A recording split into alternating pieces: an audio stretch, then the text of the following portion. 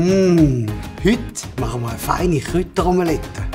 Patricia, für die feine Kräuteromelette, was brauchen wir da genau für Zutaten? Also was braucht man halt? Frische Eier, Reibkäse, verschiedene Städtegewürze. Das war's. Fantastisch. Ja. Also es ist wirklich nicht so kompliziert. Aber es ist auch wirklich nicht einfach ein Omelette. Feiner Käse dazu.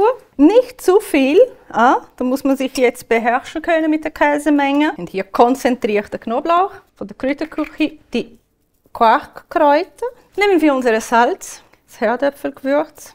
Und jetzt gebe ich auch schon Pfeffer. Jetzt geht es hier ans Herd. Ich nehme heute da Olivenöl. Jetzt wird alles so schnell in die Pfanne gemacht.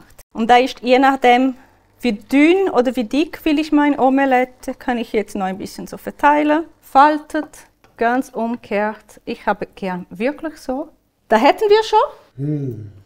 Kräutchen merkt man gut. Und dann aber auch der ganze Geschmack.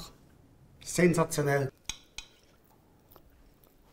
Und eben, hast du gesehen, ich habe wenig von dem Knoblauch genommen. Aber da merkt man, oder? Fantastisch. Es kommt wirklich, aber nicht so brennend. Es ist einfach Sehr, sehr knobblig. harmonisch. Perfekt.